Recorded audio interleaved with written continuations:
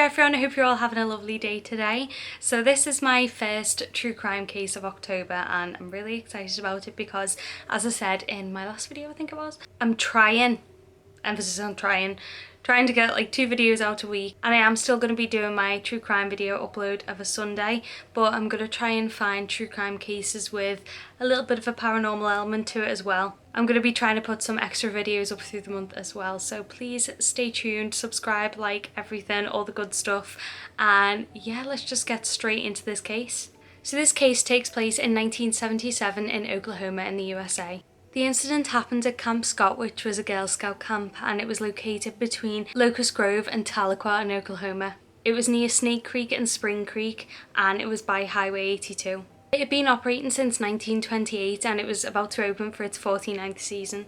It had about 410 wooded acres and it could hold around 140 campers and about 30 members of staff. A road called the Cookie Trail led to about 10 camping units all scattered out through the woods. The camp counsellors were all about 18 or 19 years old and they looked after the kids while they were there.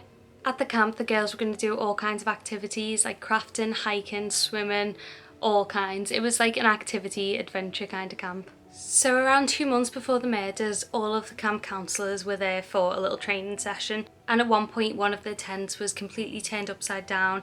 They had a box full of donuts and the donuts were either taken or eaten, and in the donut box there was a handwritten note which basically said that 3 people were going to be murdered at the camp.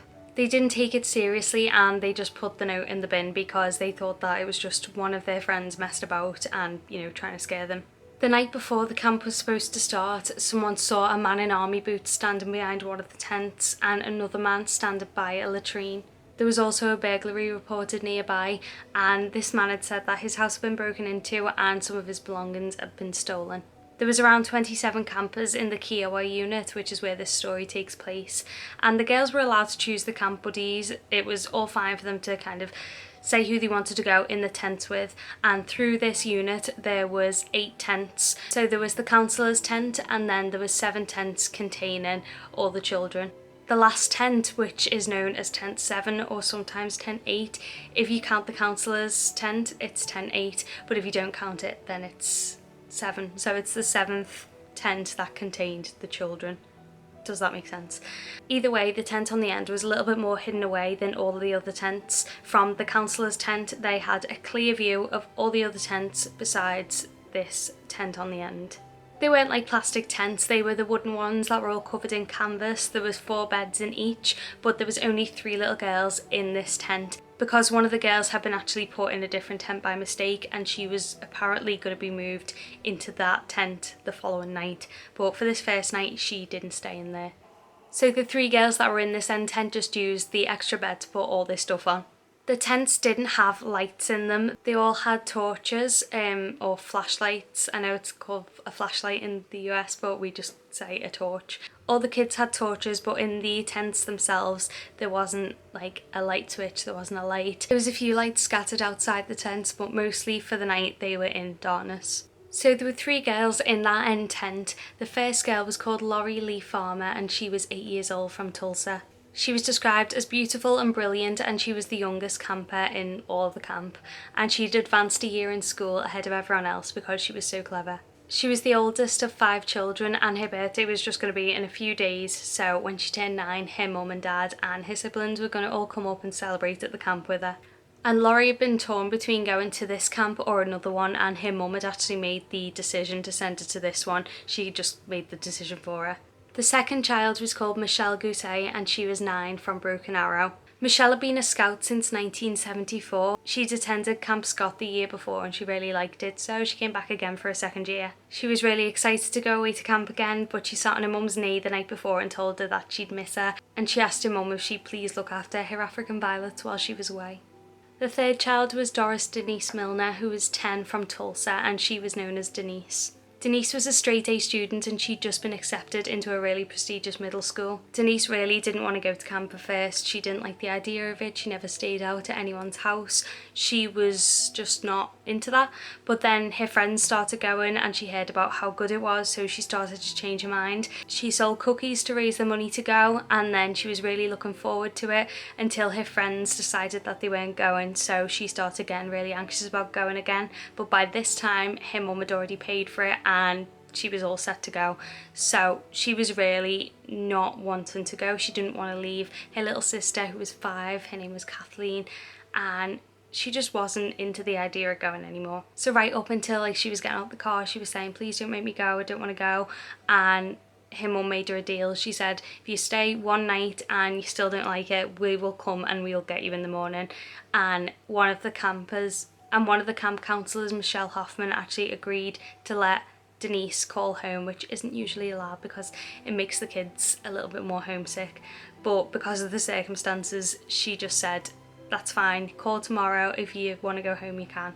The 3 girls, along with many others, got on the bus in Tulsa and they travelled 40 miles to Camp Scott, where they'd be staying for 2 weeks. But unfortunately on the first night there was a storm and it was raining pretty heavily, so they were quite limited on what they could do. So the girls all had dinner, they did some singing and some get to know you games, and then there was nothing else for them to do, so around 7:45 they all went back to their tents and they started writing letters to their mums. Laurie wrote that she was excited to be at camp and she'd made some new friends. But Denise Milner wrote, Dear Mum, I don't like camp, it's awful. The first day it rained. I have 3 new friends named Glenda, Laurie and Michelle. Michelle and Laurie are my roommates. Mum, I don't want to stay at camp for 2 weeks. I want to come home and see Kathy and everybody. Your loving child, Denise Milner. So that night at around 10:30 they were all visited by counsellors just to make sure that they had everything they needed, they were all settled in and nothing bad was reported. They all said that the girls were fine and they were about to all go to sleep. Just after midnight, one of the counsellors called Carla heard a strange noise. She described it as low and guttural and said it was like no sound that she'd ever heard. She said it didn't seem human and it didn't seem like a language or an animal. So she woke up Dee, another counsellor, and asked if she'd heard anything, but she said she hadn't. But Carla thought that she'd go out and just have a check around. She was walking up and down the tents to just check that everything was alright and that all the girls were asleep, no one was in trouble, and every time that she shone the light into the woods the noise would stop, but then as she carried on it'd carry on again. So she was scared at this point. She didn't want whatever it was to come out and jump out at her, so she kind of made sure all the girls were okay and then she went back to bed. A few other people said that they heard similar noises through the night, and tent 6 was apparently flooded with light in the middle of the night, so someone poked a torch in and then it was just gone straight away. One of the counsellors said that at 1:30 in the morning they heard a door slam in the bathrooms and they got up to see what it was, but it was just a group of girls who had taken themselves there in the middle of the night and they were being quite noisy, so they were kind of taken and escorted back to their tents and told off a little bit for being noisy. But the counsellors said that everyone was a bit noisy that night. It was the first night of camp, they were all so excited, they were playing jokes on each other, they were getting to know each other, they were shouting and giggling and stuff like that, and one of the counsellors had to stand at the front of her tent and actually shouted at everyone to be quiet at one point. Someone who lived near the camp said that between 2:30 and 3 in the morning there seemed to be a lot of traffic on the road that led up to the camp. The counsellor Carla got up at around 6 in the morning when her alarm went off and she grabbed all her stuff to go and head to the showers. As she was on her way there she saw sleeping bags that were just out in the open, so she was thinking that maybe someone had dropped luggage off in the middle of the night and some sleeping bags had fallen off the back of a truck or something. So she went over to them and she saw a little girl lying there. She shouted straight away to the other counsellor that they were going to have to get up and count all the kids. So one of them was going to start at tent 1 and one of them was going to start at tent 7 and they were going to go down them all and meet in the middle. When the counsellor checked the end tent that the girls had been in, it was empty and the sleeping bags were gone too. It was dark in the tent, but they could make out that there was blood in there, and the counsellor thought that maybe one of the girls had had a nosebleed in the night and hopefully they'd just gone to go and get in with another friend in a different tent, so they carried on counting the girls. The counsellors went and got the camp director, Barbara Day, and her husband Richard. They said that there was a girl who'd passed away and that 2 other girls were missing, but eventually they found the 2 other girls. The girl who'd been lying out in the open was Denise Milner.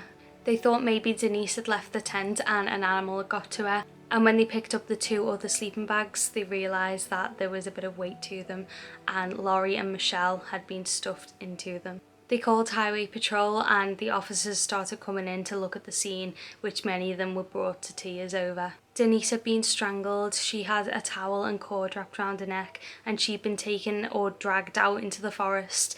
She'd been sexually assaulted and she was found naked from the waist down. Michelle and Laurie had also been sexually assaulted and they died from being hit in the head. They had their hands tied behind their back and tape over their mouths. Once detectives were able to go into the tent and properly look around, they saw that the blood spatter up the sides of the tent showed that Laurie and Michelle had been killed inside the tent and then put back in the sleeping bags and dragged out. The killer had tried to wipe blood off the floor with a mattress cover and with towels and tried to get rid of the sheets by putting them back in the sleeping bags. The campers were told that there was an accident that had happened at the camp. I've seen some places say that they told the campers there was a problem with the water at the camp, but either way they were put onto a bus and they were sent back to Tulsa. And one of the most horrific parts of this case is that there was rumours that had got back to Tulsa before the bus did. The parents were just told that there was an accident that had happened at the camp and that 3 girls had been killed. So the parents of everyone in that camp just had to go and meet the bus and see if their kid got off, which I can just imagine to be absolutely horrific. Michelle's family got a knock on the door from detectives and they just asked to come in and said that they had to tell them something. Her mum asked if Michelle was hurt and they just replied that there'd been an accident at camp and that she'd been killed, and it wasn't until they saw a news report that they actually learned how. Laurie's dad received a call from the executive director of the Girl Scout organisation. She said that Laurie and 2 other girls had been found dead behind the tent and gave no further explanation. Laurie's parents also found out that they were the 3rd people that the organisation contacted. It wasn't that they contacted the other 2 girls' parents first, they contacted their insurance company and their attorney first. Laurie's mum says that the decision she made to send Laurie to that camp still haunts her, and she also chose the week that Laurie went as well, so it's not been easy to live with. Denise's mum said that her little sister Kathleen was acting pretty strange the day before. She was only 5 and she asked her mum what happens when people die, and she tried to explain as best she could. She just said some people die and then some people are born and the world just keeps going. And her little sister said, but no, what if everyone dies? And she said, well, it won't, because more people are born when people die and it just keeps going around like that. And then she said, well, tomorrow everyone's gonna die. And then Denise was unfortunately found dead. The police found military boot footprints around the tent and also in the girls' tent. The boot prints were a size 9.5. A couple of the footprints were bloody and a couple of the footprints were just from the mud. The killer was also said to have walked past and entered the counsellor's tent and stolen a purse and some eyeglasses. There was a red flashlight that was left at the scene and it had a piece of newspaper in it which was kind of folded up to help make the battery fit in properly. There was also duct tape and rope left at the scene. Around 600 volunteers turned up to help walk the woods to find any evidence, just to see if they could find any clues as to who would commit this murder. And near to the camp they found a cave. This cave had duct tape, had some photos of women, had some glasses, and a newspaper that was the same edition as the paper that was found inside the torch.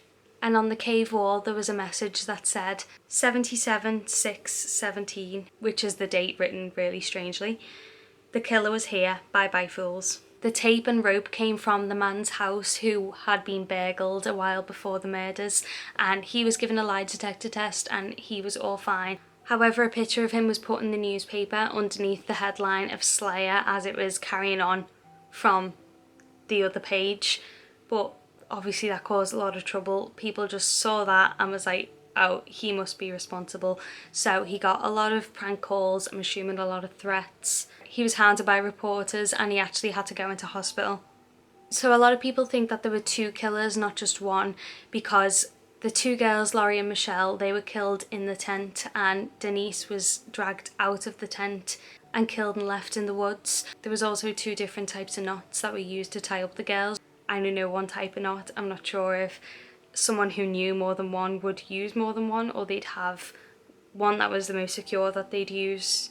in all of the knots. Some people think that maybe if it was one killer, that he or she got the girls to tie the other girls up, and that's why there was more than one type of knot, because it was a scout camp and they're the kinds of things that you learn. I'm not sure, but they're just theories. Two of the girls' families sued for negligence, and the girls' family said that had they knew about all of the warning signs, the men being spotted around the camp, the message in the donut box, or the fact that the girls' tent was right on the end and away from the others, they said that they would never have sent their children there. The police got sniffer dogs to help search the area. These were really good and really well trained dogs. When they brought the dogs out, one of the men said that a Cherokee medicine man had put a curse on the dogs and said that they'd soon both die. And one of them did, with absolutely no reason whatsoever. Then the second dog, not long after, just ran into traffic. And this was a well-trained dog, but he just ran into traffic for no reason.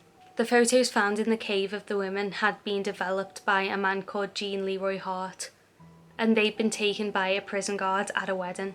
Gene was a Cherokee Native American, and he'd been born and raised in Locust Grove. He'd been a local football hero. His mum lived near the camp and he was an outdoorsman.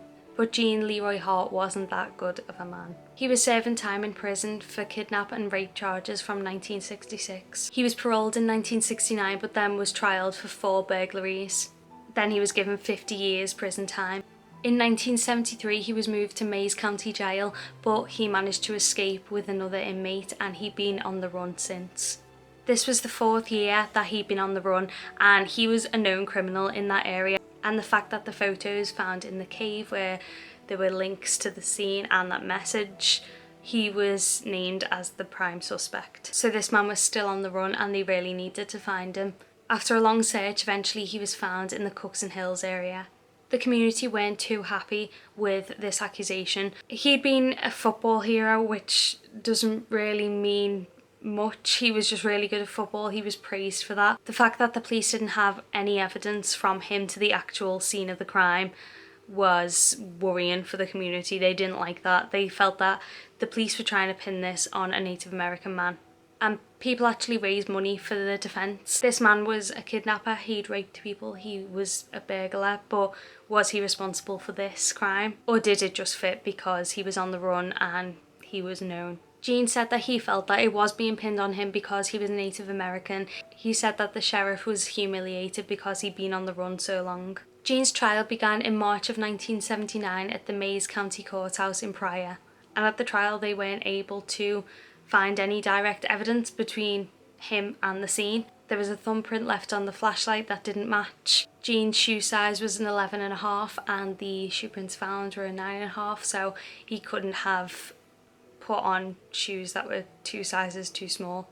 You could probably go too big to try and throw people off, but you couldn't really go too small. The jurors and the judge all agreed that one person couldn't have done this by themselves, so maybe Gene was involved, but he wasn't the one who left the print on the torch and he wasn't the one who left the footprints. Or maybe he wasn't involved at all. He was let go from this case in April, but he still had to go back to prison because of his other crimes. And just a few weeks after, at 35 years old, he suffered a heart attack and he passed away. Evidence that was found at the camp all those years ago has been retested time and time again, but nothing's come of it. As technology's improved, I think they kind of hope that something new would come of this case, but it hasn't yet. I really hope it does. The camp never reopened again, it's just abandoned in the middle of the woods. Michelle's dad helped the state pass the Oklahoma Victims' Bill of Rights. Sherry Farmer, Laurie's mum, founded a support group in Oklahoma for parents of murdered children. So this case is still unsolved. They don't have a definite answer. A lot of people still suspect that Gene was the person responsible, whether he worked alone or with someone else. A lot of people still think that it was him, or was it someone else entirely? It's definitely suspicious with them seeing the people around the camp. I'm not really sure why that wasn't brought up or no action was taken with seeing men who weren't meant to be in the camp where there was going to be little girls. It just all seems a bit strange to me. I hope you found this case interesting. Let me know what you think in the comments. I really hope that they solve this case one day. I'd love to know what happened to those poor little girls. I just feel so sorry for the little girls and their families, and even all the little girls who were there. Especially, I always think about that girl who was meant to be in that tent but then wasn't. She must feel just so strange about all that. I really feel sorry for the mums who feel as though their decision was kind of what got their daughters murdered, if they were the ones who decided to send them to the camps.